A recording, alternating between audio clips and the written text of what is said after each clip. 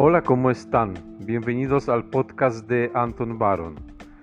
Hoy quisiera analizar otro mito de la psicología popular, según el cual la música de Mozart estimula el desarrollo de la inteligencia en los bebés recién nacidos.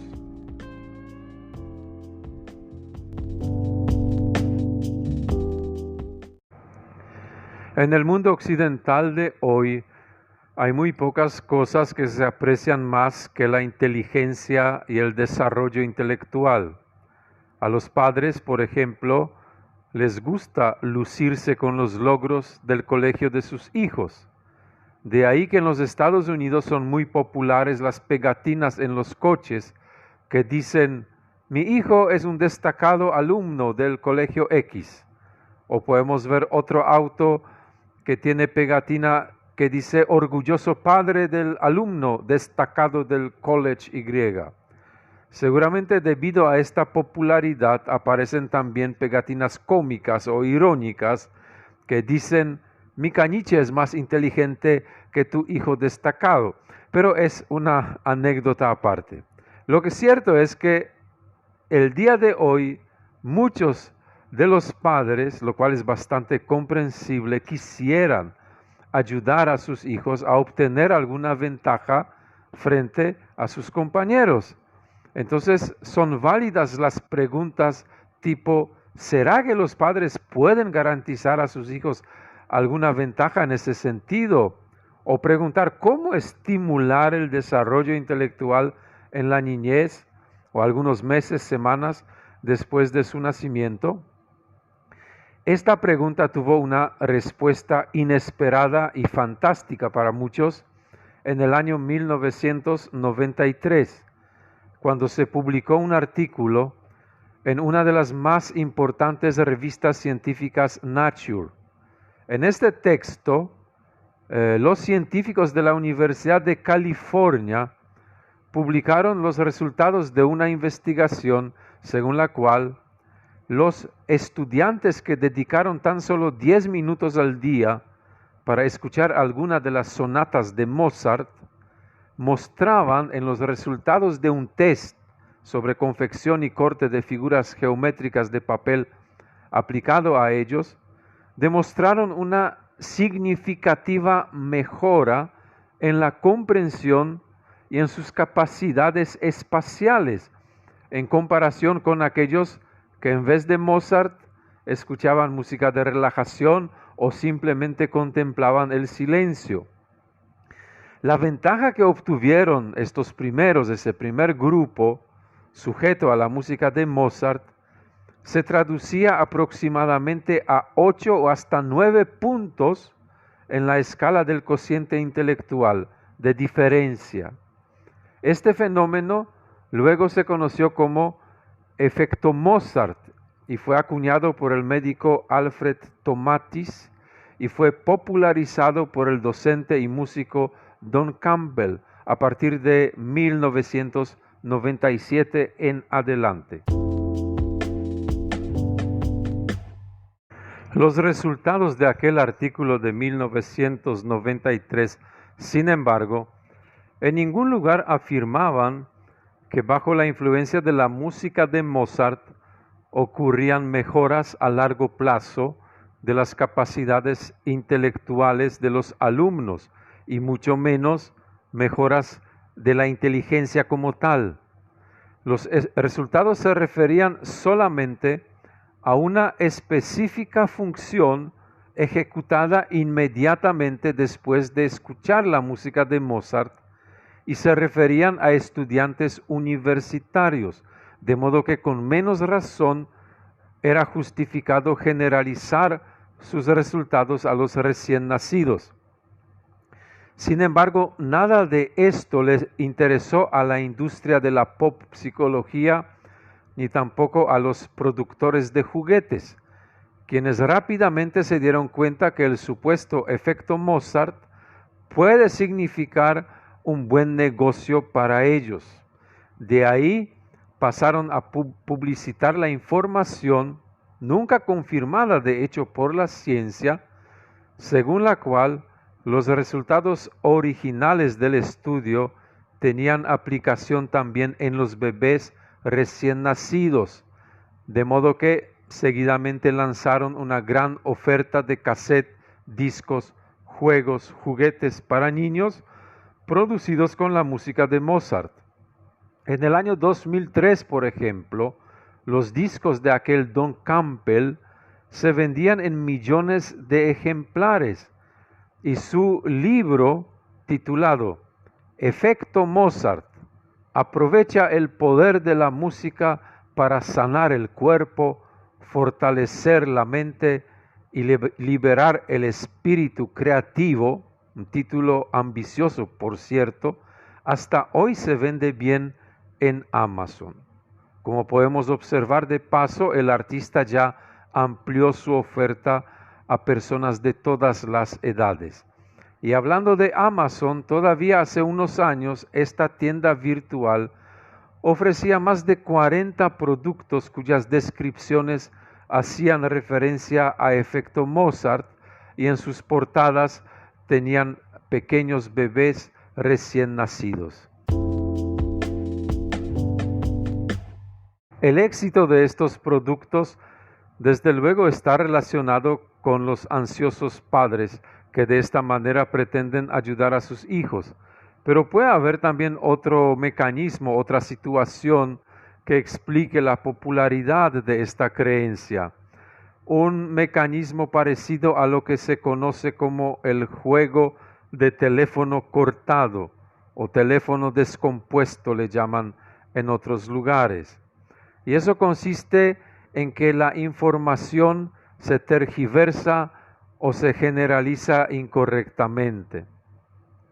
Por ejemplo, hubo un artículo en una revista china del año 2000 con la información según la cual, cito, de acuerdo con los estudios realizados en el occidente, los niños a quienes se hace escuchar la música de Mozart en el periodo prenatal poseen cociente intelectual promedio mayor.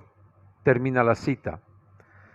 Sin embargo, en el occidente, ni tampoco en ningún otro lugar del mundo se han publicado semejantes resultados de investigaciones científicas.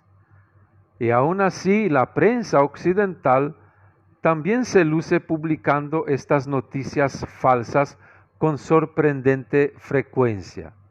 Y parece que para la opinión pública, estas noticias mediáticas son suficientes, porque existen encuestas que demuestran que el 80% de ciertas poblaciones afirman haber escuchado sobre el efecto Mozart.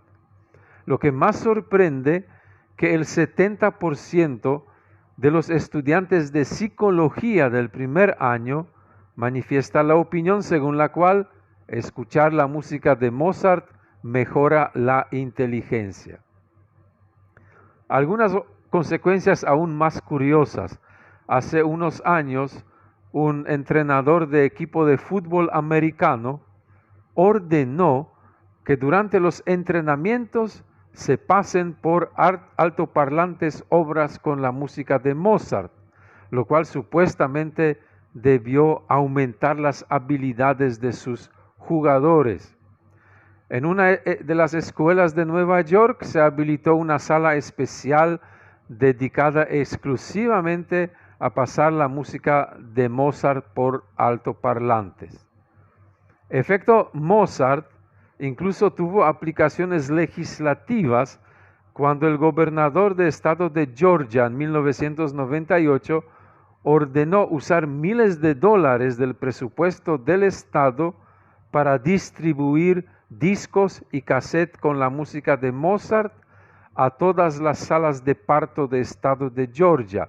Y ahí podríamos seguir con un largo etcétera de cosas curiosas al respecto.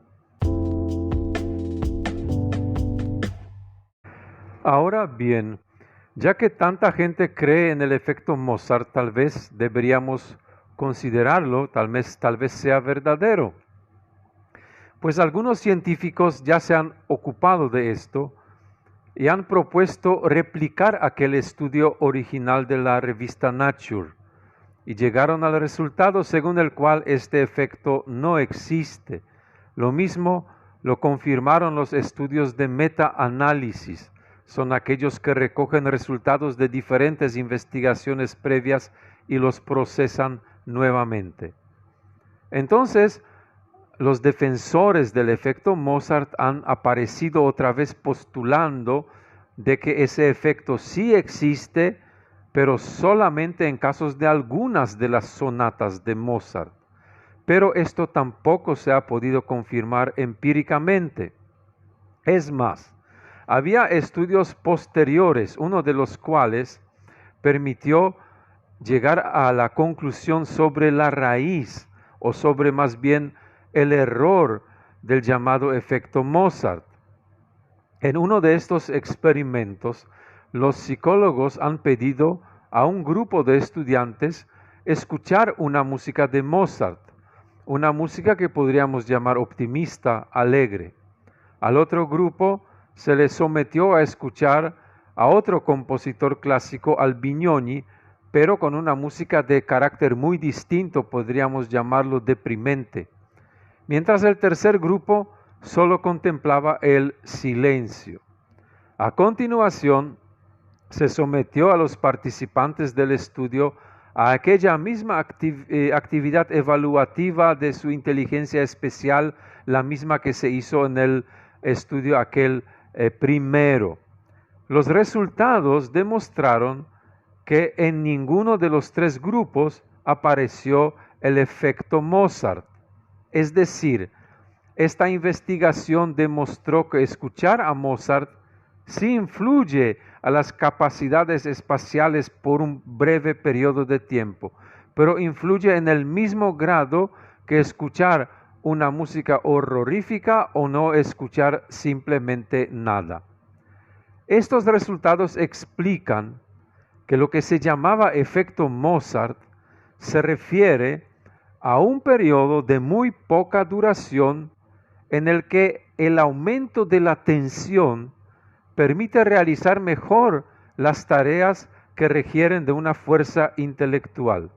Solamente que, según estos nuevos estudios, este efecto positivo puede causar tanto la música de Mozart como tomarnos un vaso de gaseosa o una taza de café.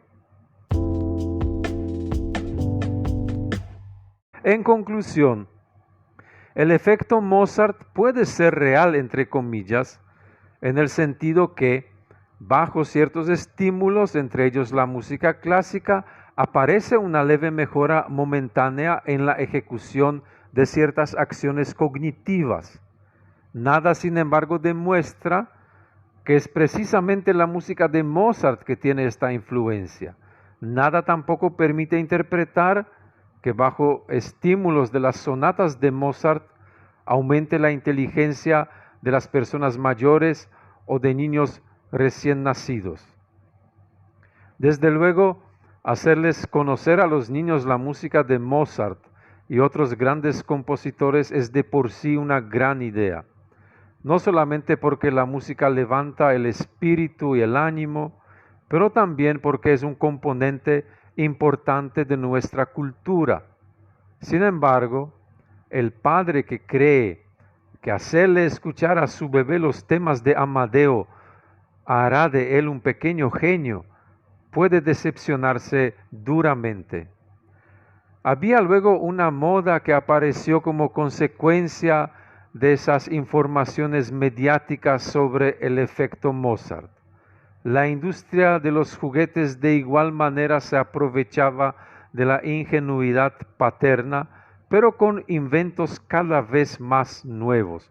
Uno de ellos, en la década más o menos de los 90, hizo que miles, si no millones de los padres en el mundo entero han fastidiado a sus hijos con la enseñanza forzosa de los idiomas extranjeros y matemática compleja, sobre pretexto que esto los convertiría en niños superiores o superdotados. Nada de esto resultó bien. Fue todo lo contrario. Los estudios demuestran que estos niños forzados a aprender contenidos para los que no están todavía preparados, asimilan peor la información que si hubiesen aprendido esto a través del juego en una forma natural. Para explicar por qué estos productos no pueden traer resultados o efectos esperados, nos sirven los trabajos del gran psicólogo ruso Lev Vygotsky, quien ya en 1978 descubrió que existe un momento preciso para cada aprendizaje, lo cual llamó la zona de desarrollo próximo. Con este concepto quiso decir que en el niño existe un margen en el cual él mismo, cuando no sea capaz de asimilar una información por su propia cuenta o llegar a una capacidad, puede hacerlo con una ayuda apropiada de otras personas. Pero nunca podemos pasarnos esta zona o este margen.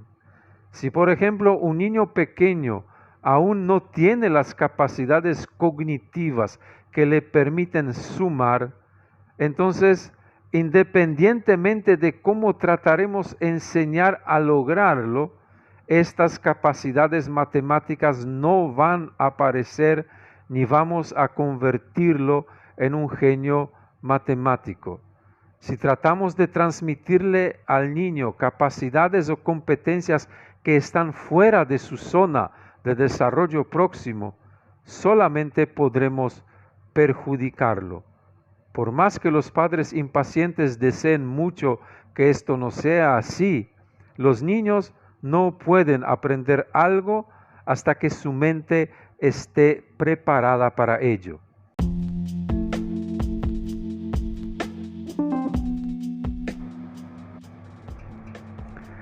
Si te pareció interesante ese podcast, puedes encontrar más de ellos y otras publicaciones mías de diferentes formatos de libros, artículos, clases grabadas, webinars y otros en mi web antonbaron.org. Ahí también puedes suscribirte y sugerir otros temas a ser tratados. Hasta la próxima entrega.